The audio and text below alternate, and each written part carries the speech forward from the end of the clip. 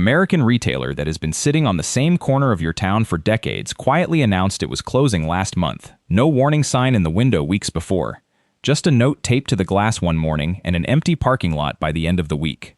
Across the country, this is happening to some of the biggest and most recognizable retail names in America. Names you grew up with. Names you still drive past without thinking twice. And today we are looking at 12 big American retailers that are vanishing across America in 2026. Number 1. Dollar General. A chain that built its entire identity on being the store that never closes, never leaves, and goes where nobody else will go, is now shutting down locations across the country. Dollar General had one job in the American retail landscape, and for years, it did that job better than almost anyone. It showed up in rural crossroads, forgotten neighborhoods, and small towns where the nearest Walmart was a 30-minute drive. For millions of Americans living in communities that larger retailers had already written off, Dollar General wasn't just a convenience, it was the only option. That reliability built a level of trust that no amount of advertising could manufacture, and for decades the chain grew on the back of that trust alone. But the financial reality underneath that image started cracking. Operating profit dropped nearly 50% in a single quarter. The company closed 96 store locations plus 45 of its pop-shelf stores as part of what it called a portfolio optimization review. Federal safety violations piled up at the same time. Blocked fire exits, merchandise stacked in aisles so high that employees couldn't move safely through their own stores. Staffing levels so thin that basic operations were impossible to maintain properly. Dollar General became the first company in American retail history to be placed on OSHA's severe violator list. The stores being closed are not spread randomly across the country. They are concentrated in the poorest and most rural communities. The exact places Dollar General had always said it existed to serve. A chain that was built around the promise of showing up where nobody else would is now making the same calculation every other retailer made before it. Some towns are simply not profitable enough to stay in. For the families in those towns, that is not a business story. It is the last store on the street going dark. Number 2. Dollar Tree/Family Dollar. A discount chain that once promised every single item in its store cost exactly $1, now has hundreds of locations closing across America, and a federal fine of $41 million sitting on its record. Dollar Tree built its entire brand on a single promise so simple it was printed right there in the name. Everything in this store costs $1. For millions of American shoppers, that promise was the whole reason to walk through the door. Not the selection, not the experience. The certainty. You knew exactly what you were getting and exactly what it would cost before you touched a single item on the shelf. That kind of simplicity is genuinely rare in retail, and for years it was enough to make Dollar Tree one of the most visited chains in the country. Then the promise broke. $1 became $25, then $1.50, then higher. The one thing the entire brand had been built around quietly disappeared, and nothing replaced it except shelves that looked the same but charged more. But the broken promise was not even the worst part. In 2022, the FDA inspected a Family Dollar distribution center in West Memphis, Arkansas, and found more than 3,400 rodents inside a facility that had been storing food, medicine, and household products since at least 2020. Live rodents, dead and decaying rodents, feces, urine, and evidence of gnawing and nesting throughout the entire building. Products from that facility had been shipped to hundreds of stores across the South and Midwest. Dollar Tree eventually paid $41 million in fines. Dollar Tree has now closed or rebranded over 600 Family Dollar locations, with another 350 stores disappearing between mid-2025 and mid-2026 alone. A chain that existed to serve Americans with the least financial margin in their lives broke its only promise and stored their groceries next to dead rodents. The closures happening now are the result of decisions the customers on those shelves never had any say in. Number 3. Winn-Dixie. A grocery chain that fed entire generations of Southern families for nearly 100 years is now closing stores across multiple states and erasing its own name from the markets it once defined. Winn-Dixie was never just a supermarket in the South. It was the supermarket. Generations of families in Florida, Georgia, Alabama, Louisiana, and Mississippi grew up doing their weekly shopping in the same Winn-Dixie their parents had used. The fluorescent lights, the familiar layout, the butcher counter in the back, the birthday cake you ordered on short notice because you knew exactly which aisle to find the bakery. For communities across the Southeast, Winn-Dixie was as permanent a feature of daily life as the roads that led to it. But the company that owned Winn-Dixie, Southeastern Grocers, was acquired by the German discount grocery chain Aldi in 2023. That acquisition set in motion a transformation that the chain's loyal customers never voted for and never saw coming. Stores began closing across Georgia, Alabama, Mississippi, and the Carolinas. The remaining locations in Florida were rebranded under a new format as the company repositioned itself as a Florida-centric operation. The Winn-Dixie name that had meant something specific across 4 states for nearly a century started disappearing from communities that had depended on it for decades. All store closures and transitions were expected to be completed by early 2026. In practical terms, that means towns that had one grocery store are now towns with no grocery store. In rural areas of the South, where the next nearest option is a significant drive, the closure of a Winn-Dixie is not a retail inconvenience. It is a genuine access problem for elderly residents, for families without reliable transportation, for anyone who depended on that specific store being there every single week. A 100-year-old grocery institution is being quietly rebranded and dismantled by a parent company that built its own reputation on a completely different business model and has no particular attachment to the name it just bought. Number 4. Kroger, the largest traditional supermarket chain in America, is closing 60 stores in 2026, and the reason behind those closures is a story about a $24 billion bet that failed completely. Kroger spent years pursuing a merger with Albertsons that would have created the largest grocery operation in the United States. The deal was valued at $24.6 billion and consumed years of management attention, legal fees, and strategic planning across both companies. In the meantime, competitors kept moving. Walmart expanded its grocery footprint. Aldi and Lidl pushed aggressively into markets Kroger had always considered its own. Amazon continued building out its grocery infrastructure. Costco kept pulling food spending away from traditional supermarkets.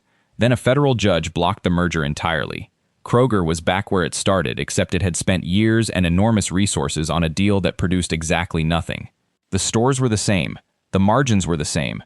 The competition had gotten stronger while Kroger was distracted. The response was 60 store closures in 2026, spread across multiple states including Georgia, Illinois, California, and Colorado. The company describes these closures using language like portfolio optimization and network alignment.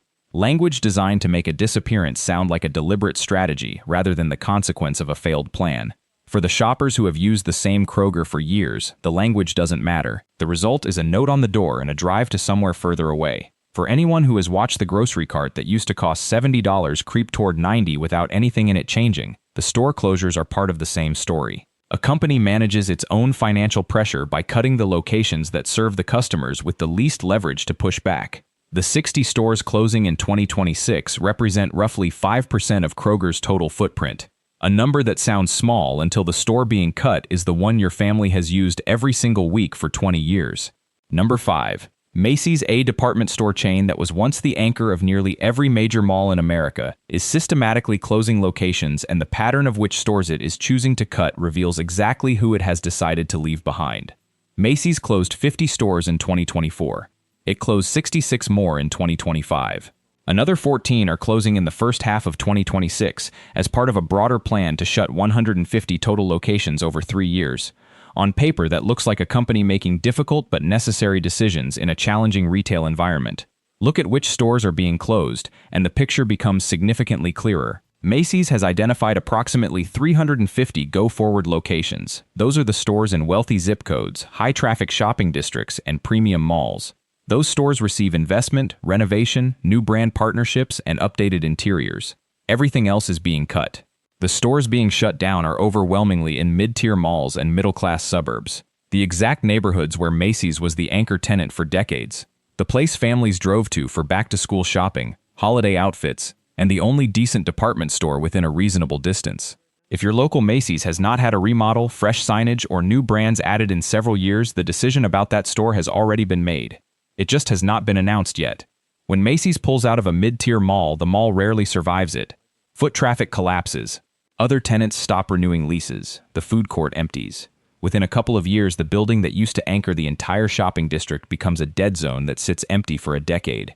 Macy's is not closing because it is failing as a business. It is closing specific stores because specific neighborhoods are no longer considered profitable enough to serve. That is not a retail story. It is a decision about which communities deserve to keep their department store and which ones do not. The company already made that decision. Most of the people affected just have not found out yet. Number 6. JCPenney. A department store chain that survived its 2020 bankruptcy is now closing locations throughout 2026, and the company keeping it alive has interests that have nothing to do with the customers walking through the door. JCPenney filed for bankruptcy in 2020, and the story everyone remembers is that it survived. What the survival actually looked like is a different story.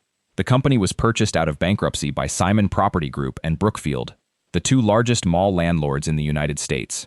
They did not buy JCPenney because they believed in the brand or saw a path to genuine retail recovery. They bought it because when a JCPenney closes the mall, it usually dies with it. Empty anchor stores collapse foot traffic. Other tenants stop renewing leases. The entire building goes dark. Keeping JCPenney alive was a way of keeping their real estate investments alive. JCPenney was then folded into Catalyst Brands alongside Eddie Bauer and other struggling retail chains. Catalyst Brands is now preparing its own bankruptcy filing in 2026, which means the company that was kept alive to protect mall real estate is now heading toward another bankruptcy, while the malls it was supposed to anchor are closing around it anyway. Walk into a JCPenney today, and the reality of what it has become is visible immediately.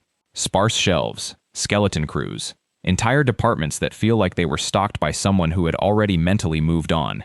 Customers who have shopped there for decades describe the experience as walking through a store that is already gone, but hasn't been told yet. The brand that once meant something specific to generations of American families who bought their school clothes and holiday outfits there has become a placeholder, a name above a door that exists to keep the surrounding real estate from collapsing. The customers were never really the point. They were just the ones who kept showing up, while the decision about what JCPenney actually was got made in boardrooms they never had access to. Number 7. Saks Global/Saks Off Fifth, a luxury retail empire that spent $2.7 billion acquiring Neiman Marcus in 2024, filed for bankruptcy just 13 months later and began closing the majority of its stores almost immediately. Saks Global assembled what looked on paper like an unbeatable luxury portfolio. Saks Fifth Avenue, Neiman Marcus, Bergdorf Goodman, and Saks Off Fifth all under one corporate roof. The announcement was framed as a bold move to create a dominant force in American luxury retail. The reality that unfolded over the following year looked nothing like that vision. The debt load from the Neiman Marcus acquisition was staggering. To manage it, Saks Global changed its payment terms with the designers and luxury brands that supplied its shelves, essentially telling Gucci, Prada, and every other label it carried that payment would come on the company's schedule rather than the agreed terms. The vendors responded by stopping shipments, and when a luxury department store has empty racks where the premium brands used to be, the customers who came specifically for those brands stop coming. The stores that had been built entirely around the promise of premium selection started looking like expensive empty rooms. Saks Global filed for Chapter 11 bankruptcy in January 2026 with $4.7 billion in accumulated debt. Within 2 weeks, it announced the closure of the majority of its Saks Off Fifth locations and all 5 remaining Neiman Marcus Last Call stores. The off-price website shut down entirely. 13 months from a $2.7 billion acquisition to a bankruptcy filing with thousands of employees affected and vendors left holding unpaid invoices. The luxury brands that had built their American retail presence through these stores were left negotiating with a bankrupt company for money already owed. Even the top shelf of American retail turned out to be made of something far less solid than it appeared. Number 8. Jo-Ann Fabrics, a beloved craft and fabric chain that had 800 stores across America and 19,000 employees closed every single location by mid-2025, and the reason it collapsed had almost nothing to do with its customers. Jo-Ann had one of the most genuinely loyal customer bases in American retail. People who sewed, quilted, knitted, and crafted came back every week. They knew the staff by name. They asked for advice on projects. The women behind the cutting counters remembered returning customers, knew what they were working on, and gave the kind of guidance that no algorithm or website could replace. The demand for what Jo-Ann offered never disappeared. The stores were profitable. 97% of Jo-Ann locations were generating positive returns right up until the end. What destroyed Jo-Ann was not its customers leaving. It was a private equity firm loading the company with debt it could never realistically repay. In 2011, Leonard Green & Partners acquired Jo-Ann through a leveraged buyout and placed over $1 billion of debt onto the company's balance sheet. For the next 13 years, Jo-Ann tried to service those debt payments while simultaneously competing with Amazon, Hobby Lobby, and a growing number of specialty online craft retailers. The customers kept showing up every week. The balance sheet did not care. Jo-Ann filed for Chapter 11 bankruptcy in early 2024 and attempted to reorganize. The restructuring did not hold. It filed again in early 2025 and this time moved straight to full liquidation. By mid-2025, every one of its more than 800 stores had closed permanently, and 19,000 employees had lost their jobs. The private equity firm that loaded the company with debt had collected its fees years earlier. The customers who had depended on those stores, the employees who had built careers there, and the communities that had relied on those locations were left with nothing. A craft store that 97% of customers found worth returning to was dismantled, not by the market, but by a balance sheet that was never designed to let it survive. Number 9. Forever 21. A fast fashion chain that already had its bankruptcy funeral in 2019 was rescued by investors, given a second chance, and then collapsed completely again in 2025, with every single U.S. store permanently closed. Forever 21 was founded in 1984 by a Korean immigrant couple in Los Angeles, with a single 900-square-foot store and an idea that turned out to be perfectly timed. Affordable, trendy fashion for young women sold in an era when mall shopping was the dominant retail experience for that demographic. The chain grew into one of the most recognizable names in American fast fashion, with hundreds of locations across the country and stores that sometimes ran to 90,000 square feet inside major malls. At its peak, Forever 21 felt genuinely permanent, the kind of brand that would always be there because it had always been there. The first bankruptcy came in 2019. The chain had overexpanded aggressively into international markets and massive store footprints that its margins could not support. It emerged from that bankruptcy smaller and under new ownership with a plan to rebuild. 4 years later, it filed again. This time, there was no reorganization and no buyer willing to take on the operation. Every remaining U.S. store closed. The physical presence of Forever 21 in America dropped to zero. What actually finished it was a competitor that had no stores, no rent, no fitting rooms, and no mall parking lots to worry about. While Forever 21 was selling $15 tops in shopping malls, Shein was selling $3 tops on a phone screen through an algorithm that understood what its customers wanted before they did, and a supply chain that could deliver it within a week. No physical retail operation built around the mall shopping experience could compete with that cost structure. The brand name still exists. Authentic Brands Group owns it and licenses it. But the stores are gone, and the 350 locations that closed represent the permanent end of Forever 21 as a place you could actually walk into. Number 10. GameStop.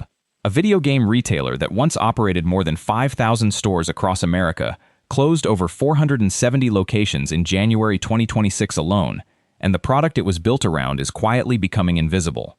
GameStop built its identity around a specific retail experience that felt genuinely irreplaceable for an entire generation. The midnight release lines, the trade-in counter where you negotiated over which games to give up, the staff who actually played the games and could tell you whether something was worth buying, the physical case cracking open in the car on the way home. For millions of people who grew up gaming in the 1990s and 2000s, GameStop was not just a store. It was part of the ritual. At its peak, GameStop had more than 5,000 locations across the country. Then, the industry it was built around started changing in a way that no physical retail store could adapt to. PlayStation, Xbox, and Steam all pushed aggressively toward digital downloads. Games began arriving on consoles the same way emails arrive on a phone, instantly, invisibly, and without anyone standing behind a register. The product that GameStop sold started disappearing not because customers stopped wanting it, but because the format it came in was being replaced by one that required no store at all. The Reddit short squeeze of 2021 briefly made GameStop a financial phenomenon and gave the company $1 billion in cash. But $1 billion cannot make a physical product relevant again once the industry has decided to go digital. The money bought time, but it did not change the fundamental problem. By January 2026, GameStop had closed more than 470 stores in a single month across 42 states. The remaining locations have more Funko Pop collectibles on the shelves than actual games. A chain that once had midnight lines wrapped around the building now operates in a category where the thing it sells is becoming as rare as a physical music store in 2005. Number 11. Eddie Bauer. A 106-year-old outdoor clothing brand that survived 3 previous bankruptcies is now closing all 200 of its North American stores in 2026. And the company responsible for those closures also owns the fast fashion brand that helped destroy its market. Eddie Bauer was founded in Seattle in 1920 and built a reputation over the following century that very few clothing brands ever achieve. The man who founded it invented the quilted down jacket and patented it in 1940. Generations of American families owned an Eddie Bauer jacket, vest, or parka. The brand meant something specific. Quality outdoor clothing built to last, sold by a company that understood what it meant to spend time outside. That identity was genuine, and it created a loyalty that carried the brand through multiple ownership changes and financial crises across more than 100 years. But the current operator of Eddie Bauer stores is Catalyst Brands, a holding company backed by Simon Property Group, Brookfield, and Authentic Brands Group. The same Authentic Brands Group that co-owns Shein, the ultra-fast fashion platform built around $3 garments manufactured and shipped at a speed and price point that no traditional clothing retailer can match. Catalyst Brands filed for Chapter 11 bankruptcy in February 2026. All Eddie Bauer store locations in the United States and Canada are expected to close by the end of April 2026. The brand name will survive. Online sales are being transferred to a company called Outdoor 5. The logo will continue appearing on products sold through wholesale partners. But the stores, the fitting rooms, the retail experience that connected customers to a brand they had trusted for a century, those are gone. The company that helped undercut the entire traditional clothing retail market now co-owns the holding company, liquidating one of that market's most enduring names. Eddie Bauer survived 106 years and 3 bankruptcies. It did not survive being managed by people whose other business was built on making everything it stood for obsolete. Number 12. Walmart/CVS/Walgreens. 3 companies that replaced Main Street across America are now quietly pulling out of the towns they replaced it in, and there is nothing waiting to take their place. Think about what these 3 actually did to American communities over the past 40 years. Walmart arrived and the local general store closed. CVS and Walgreens expanded, and the independent pharmacist who knew every customer by name retired without a successor. The big chains that promised to serve everyone everywhere are now making the same calculations that every other retailer on this list made before them. Some communities are simply not profitable enough to stay in. Walgreens announced plans to close 1,200 stores over 3 years, roughly 14% of its entire footprint. The closures are concentrated in communities where the margins no longer justify the lease. CVS closed more than 900 stores over the previous 3 years and continues trimming its network. The stores being cut are not being replaced by independent pharmacies.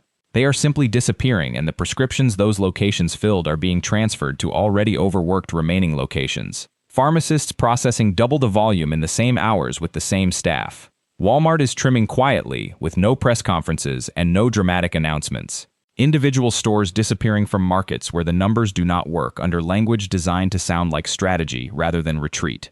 Put all 3 on the same map, and what appears is not a few dark storefronts. It is entire counties where there is no full-service grocery, no big-box retailer, and nowhere within a reasonable drive to fill a prescription. Rite Aid is already completely gone. All 1,300 stores closed. Now Walgreens and CVS are pulling back simultaneously in many of the same communities. 48 million Americans already live in pharmacy deserts. The closures happening in 2026 are making that number larger. The America where you could drive 5 minutes to buy groceries, fill a prescription, and pick up what your family needed is closing 1 store at a time, 12 retailers. 12 different stories, but the same quiet pattern running through every single one of them. None of these brands disappeared because their customers stopped caring. Most of them had loyal customers walking through the door right up until the end. They disappeared because of debt loaded onto them by people who never worked a single shift inside their stores. Because of decisions made in boardrooms about which neighborhoods were profitable enough to keep serving. Because of holding companies that valued the logo more than the location. The stores are closing, the signs are coming down. And for millions of Americans, the question is no longer which brand disappears next. It is what happens to the town when the last one goes dark.